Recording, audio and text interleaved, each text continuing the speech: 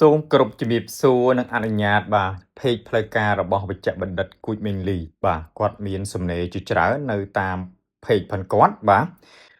បើសិនជាសំឡេងអ្នកជំនាញនៅស្ងៀមស្ងាត់តើនរណានឹងអប់រំជាសាធារណជនការពិចារណាអំពីការអប់រំសុខភាពសាធារណៈចំណេះដឹងសុខភាពនិងទួនាទីរបស់អ្នកជំនាញថែទាំសុខភាពនៅកម្ពុជាដោយវិជ្ជបណ្ឌិតគួចមេងលីអស់រយៈពេលជាច្រើនឆ្នាំមកនេះមានមនុស្សជាច្រើនបានសួរខ្ញុំថាហេតុអ្វីបានជាខ្ញុំមិនសូវចេញមុខនិយាយជាសាធារណៈអំពីបញ្ហាវិទ្យាសាស្ត្រនិងសុខភាពសាធារណៈដោយកាលពីមុនមានពេលមួយដែលខ្ញុំសកម្មយ៉ាងខ្លាំងក្នុងការចែករំលែកចំណេះដឹងសុខភាពដល់សាធារណជនតាមរយៈវេទិកាផ្សេងៗសកម្មភាពសហគមន៍និងកម្មវិធីអប់រំជាច្រើនអ្នកដែលធ្លាប់តាមដានការងាររបស់ខ្ញុំប្រហែលជាបានកត់សម្គាល់ថាការចូលរួមជាសាធារណជនរបស់ខ្ញុំបានថយចុះបន្តិចម្ដងការផ្លាស់ប្ដូរនេះមិនមែនកើតឡើងដោយចៃដន្យនោះទេបទពិសោធន៍មួយចំនួនដែលខ្ញុំបានជួបប្រទះបានធ្វើឲ្យខ្ញុំមានការប្រុងប្រយ័ត្នកាន់តែខ្លាំងឡើងអំពីរបៀបនិងទីកន្លែងដែលខ្ញុំអាចចូលរួមចំណែកក្នុងការអប់រំសុខភាពសាធារណៈទោះជាយ៉ាងណាក៏ដោយការបដិញ្ញាចិត្តរបស់ខ្ញុំក្នុងការលើកកម្ពស់សុខភាពនិងសុខុមាលភាពរបស់ប្រជាពលរដ្ឋកម្ពុជាមិនដែលផ្លាស់ប្ដូរឡើយជំនួសឲ្យការចេញមុខនិយាយជាសាធារណៈញឹកញាប់ដោយជាការពីមុនខ្ញុំបានផ្ដោតកម្លាំងនិងពេលវេលារបស់ខ្ញុំទៅលើការសរសេរនិងការស្រាវជ្រាវនិងការអភិវឌ្ឍធនធានអប់រំជាពិសេសក្នុងវិស័យសុខភាពផ្លូវចិត្តនិងសុខភាពកុមារខ្ញុំសង្ឃឹមថាកិច្ចខិតខំប្រឹងប្រែងទាំងអស់នេះនឹងបន្តជួយឲ្យគ្រួសារខ្មែរសិស្សានុសិស្សអ្នកអប់រំបុគ្គលិកសុខាភិបាលនិងសហគមន៍នានាឲ្យទទួលបានព័ត៌មានសុខភាពដែលអាចចាត់ទុកចិត្តបាន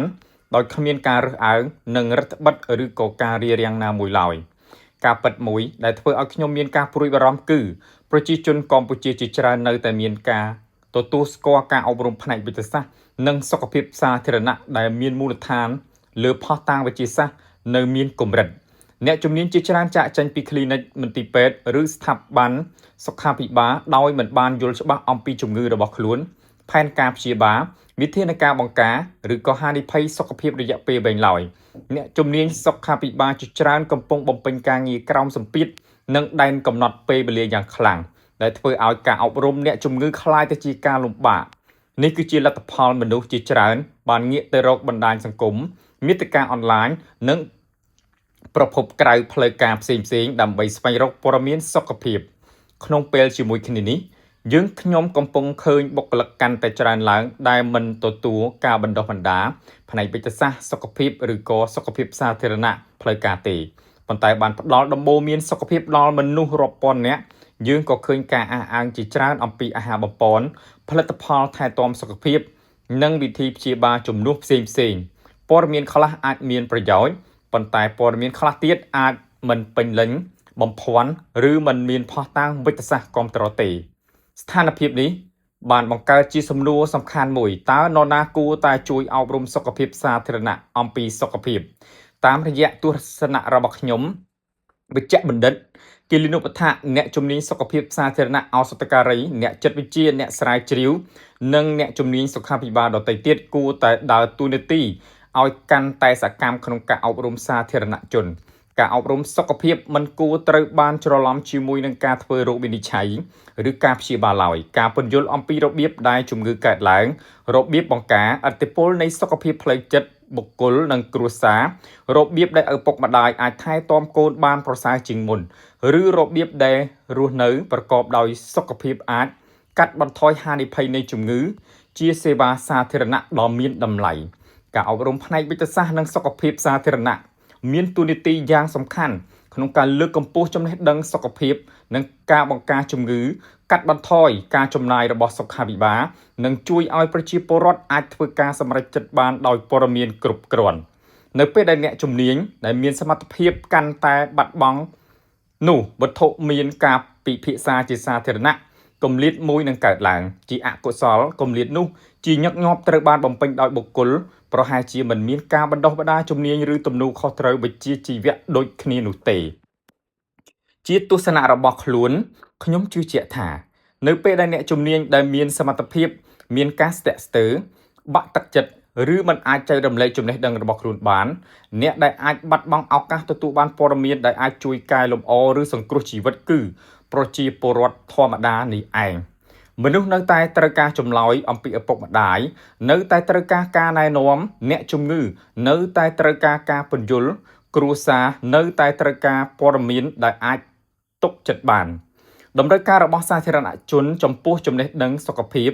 មិនបាត់បង់ទៅវិញនោះទេដោយគ្រាន់តែមានអ្នកជំនាញដែលមានសមត្ថភាពតិចជាងមុនចូលរួមក្នុងការសន្ទនាការពិតគឺជាការសាមញ្ញប្រសិនបើអ្នកជំនាញដែលមានសមត្ថភាពមិន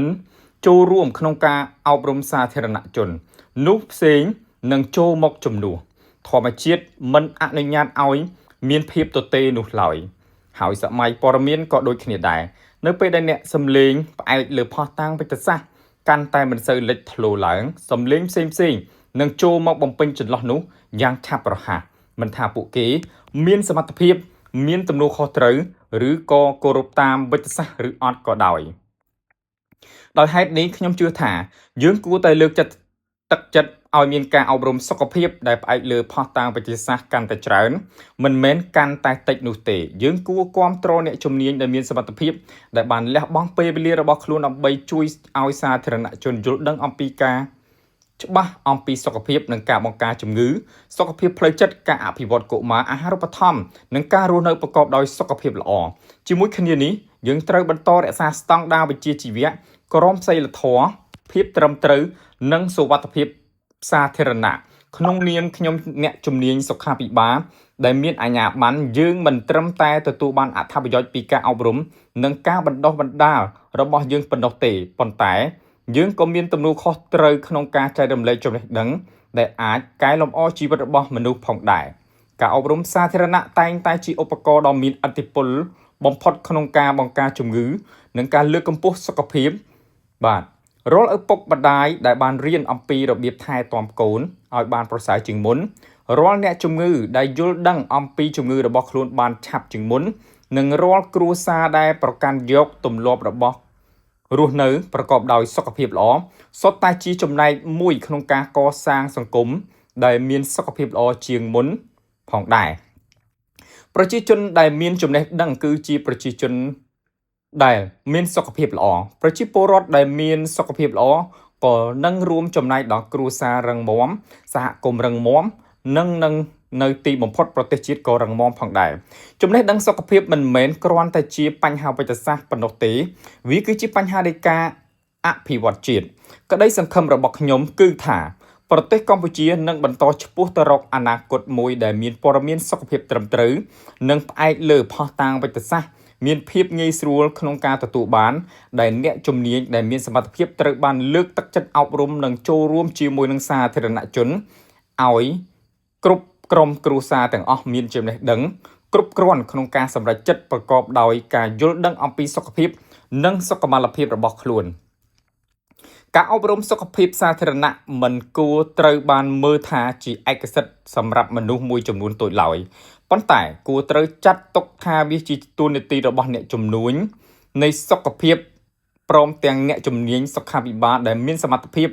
និងមានវិជ្ជាជីវៈទាំងអស់ដែលស្ម័គ្រចិត្តប្រើប្រាស់ពេលវេលាចំណេះដឹងបទពិសោធន៍របស់ខ្លួនដើម្បីអប់រំចែករំលែកព័ត៌មានសុខភាពសាធារណជន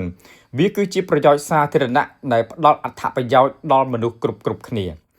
កាលណាយើងមានសម្លេងអ្នកជំនាញដែលមានឆន្ទៈនិងមានសមត្ថភាពកាន់តែច្រើនក្នុងការចែករំលែកចំណេះដឹងតែអាច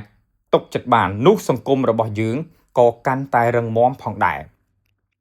ចក្ខុវិស័យនេះគឺជាអ្វីដែលគួរតែខិតខំសម្រេចឲ្យបានដើម្បីប្រយោជន៍ដល់ប្រជាជនកម្ពុជា